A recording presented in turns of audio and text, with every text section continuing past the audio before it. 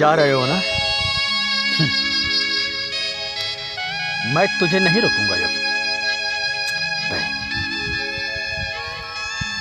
क्योंकि मेरे बातों का तुमको इतना बुरा लगा है ना कि तुम घर छोड़कर जा रहे हो। जाओ। क्या करो? जब भी मैं तुम्हारे भागते हुए कदम को देखता हूं ना, मैं अपने आप को रोक नहीं पाता। ये दिमाग बार बार कहता है कि क्यों उसको रोकते हो,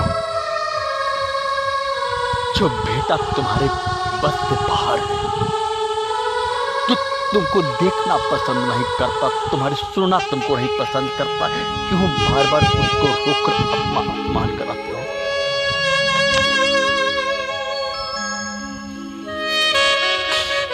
ये दिल बार बार समझाता है कि नहीं, औलाद कितना उगना लायक है तो अपना खो, उसके भागते हुए कदम को रोक लो। बस दिल के आगे मजबूर होकर मैं तुम्हें रोकता हूं। मेरे भावनाओं से तुम खेल रहे हो। मेरे एक हटकार को तुम गलत दिशा में ले जाकर अपने आप को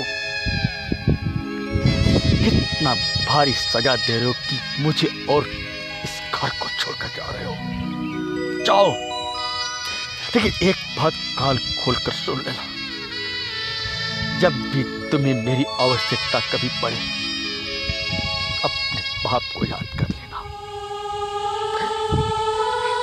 मौत की भी सैया पे तेरा पिता सोया रहेगा, तो तेरे एक आवाज पर उठकर चला आएगा। लेकिन हाँ, एक बात याद रखना,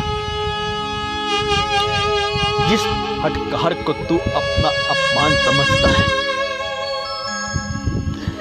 जिस अपमान की वजह से तुम मुझे छोड़कर यहाँ से जा रहा है ना, एक दिन तो पछताएगा।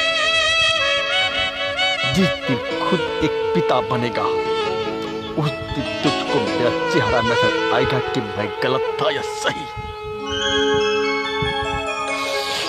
हर बेटे को उसका बाप गलत नजर आता है, क्योंकि पिता हर बेटे को उसके गलतियों को रोकता टोकता है। इसलिए हर बाप अपने बेटे की नजर पे गलत होता है। जाओ, लेकिन हाँ, तू जहां भी जाएगा, मेरा आशीर्वाद तेरे साथ रहेगा। अपने आप को तू कभी अकेला मत महसूस करना। भाई, तू अपने गले से पत्थर, तू बेटा है ना, तू पिता के दर्द को नहीं समझेगा, लेकिन बाप नारियल जैसा होता है, ऊपर से जितना कड़क होता है, अंदर से हर बाप ऊपर से कठोर दिखता है, लेकिन उसका दिल बहुत नरम होता है। ठीक है, जा, कोई दिक्कत नहीं, मैं जी लूंगा रे, अकेला जी लूंगा।